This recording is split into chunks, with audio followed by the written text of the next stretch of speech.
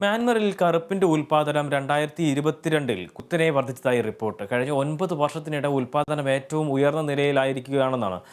സൈന്യം ഈ ഒരു അധികാരം പിടിച്ചതിന് ശേഷമാണ് കറുപ്പ് കൃഷി രാജ്യത്ത് വർദ്ധിച്ചതെന്നാണ് ഐക്യരാഷ്ട്രസഭ കുറ്റപ്പെടുത്തുന്നത്. ഐക്യരാഷ്ട്രസഭയുടെ ഡ്രഗ് ആൻഡ് ക്രൈം ഓഫീസിന്റേതാണ് കണ്ടെത്തൽ.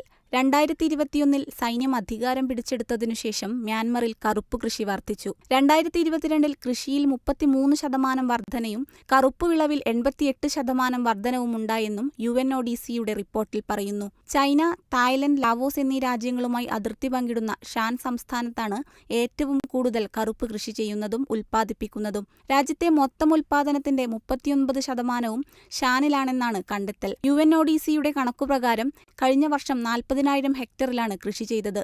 790 മെട്രിക് ടൺ കറുപ്പ് ഉൽപ്പാദിപ്പിക്കുകയും ചെയ്തു. രാജ്യത്തെ തകരുന്ന സമ്പദ്വ്യവസ്ഥ കൂടുതൽ ആളുകളെ മയക്കുമരുന്ന് വ്യാപാരത്തിലേക്ക് നയിച്ചുവെന്നും റിപ്പോർട്ടിൽ പറയുന്നു. കർഷകരുടെ വരുമാനം കഴിഞ്ഞ വർഷം കിലോയ്ക്ക് $280 വർദ്ധിച്ചതും ഉൽപ്പാദനം കൂടാൻ കാരണമായി. അഫ്ഗാനിസ്ഥാനുശേഷം ലോകത്തിലെ രണ്ടാമത്തെ വലിയ കറുപ്പും ഹെറോയിൻ ഉൽപ്പാദകരായി മ്യാൻമർ മാറി. മ്യാൻമർ കയറ്റുമതി ചെയ്യുന്ന കറുപ്പിന്റെ ഭൂരിഭാഗവും ചൈനയിലേക്കും വിയറ്റ്നാമിലേക്കുമാണ് കയറ്റി അയക്കുന്നതെന്നും റിപ്പോർട്ടിൽ പരാമർശിക്കുന്നുണ്ട്. International desk, Kerala vision news.